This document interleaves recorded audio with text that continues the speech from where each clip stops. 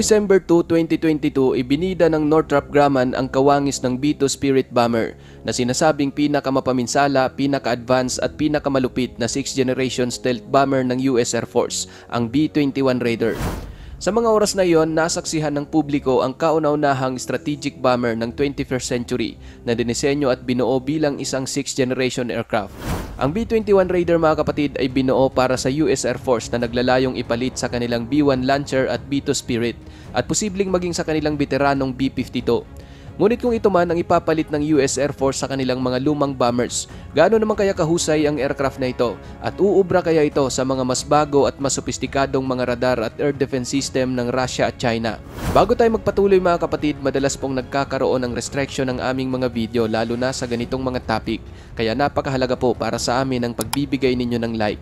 Back to the video.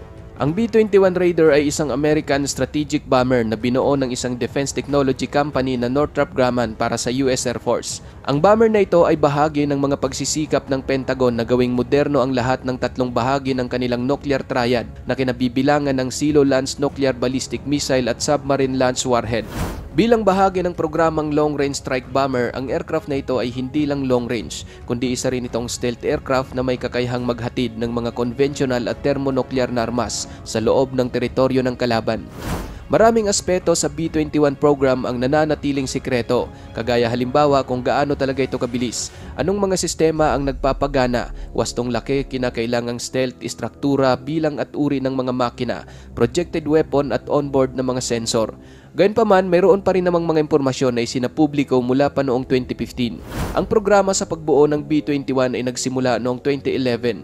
Ang development contract nito ay iginawad sa Northrop Grumman noong October 2015 nang talunin nito sa bidding ang dalawa pang mga kilalang defense company na Boeing at Lockheed Martin. Hindi ganon kamahal ang B-21 kung ikukumpara sa B-2 Spirit dahil ang makina nito ay katulad sa makina ng F-35 na sadyang ginawa para mabawasan ang gastos. Samantala, ang disenyo naman ito ay mayroong modular at open system na arkitektura upang payagan ang madaling pag-upgrade. Ang mga panloob na operasyon ng B-21 ay lubhang napaka-advance kumpara sa B-2 at bahagyang mas maliit din ito at mas long range. Noong February 2016, sinabi ng pinuno ng Air Force Global Strike Command na kukuha sila ng nasa 100 mga B-21 bilang paunang order na kalaunan dinagdagan pa nila ito ng hanggang sa 145 na piraso. Hindi sinapubliko kung magkano talaga ang halaga ng B-21. Ngunit ayon sa mga pag-estimate, pumapalo ito ng hanggang sa $700 million. At base naman sa isang Air Force official, sa loob ng 30 years na pagdevelop, pagbili at pag-operate ng nasa 100 peraso ng B-21, maaari silang gumastos ng hanggang sa $203 billion. Marami pang nananatiling sikreto sa mga kakayahan ng B-21.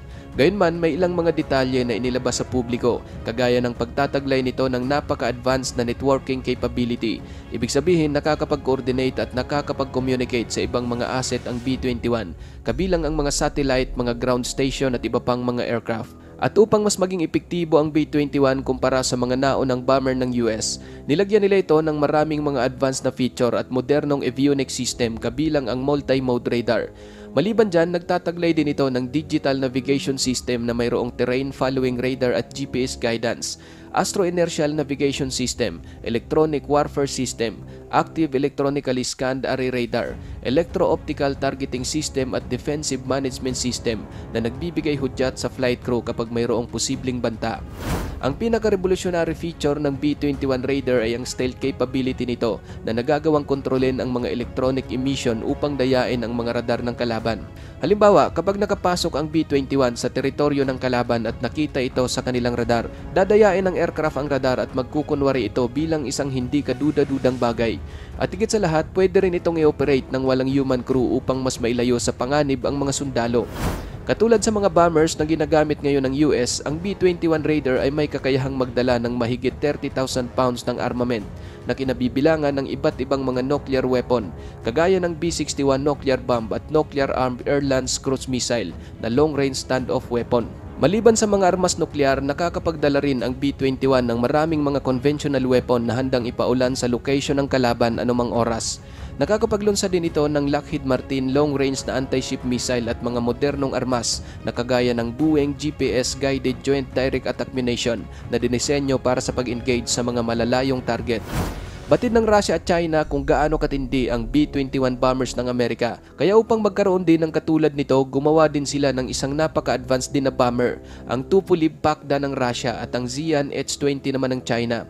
Ang tatlong bomber na ito kapatid ay maraming pagkakatulad, kagaya halimbawa ng pagiging long-range, low observable bombers ng mga ito, flying wing design at subsonic na bilis. Pareho rin kayang magtaglay ang tatlong aircraft ng napakaraming malalakas na armas na kagaya ng cruise missile, hypersonic missile at nuclear bomb, at maging sa pagkakaroon ng most advanced electronic warfare at stealth technology.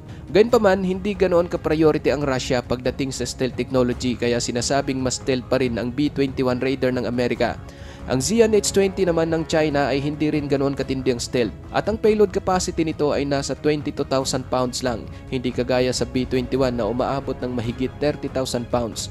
Dagdag pa ang expertise ng US at karanasan sa paggamit at paggawa ng mga matitinding bomba, kaya nangingibabaw pa rin sa tatlo ang B-21 Raider. Ikaw kapatid, anong masasabi mo sa bagong 6th generation bomber na ito ng Amerika?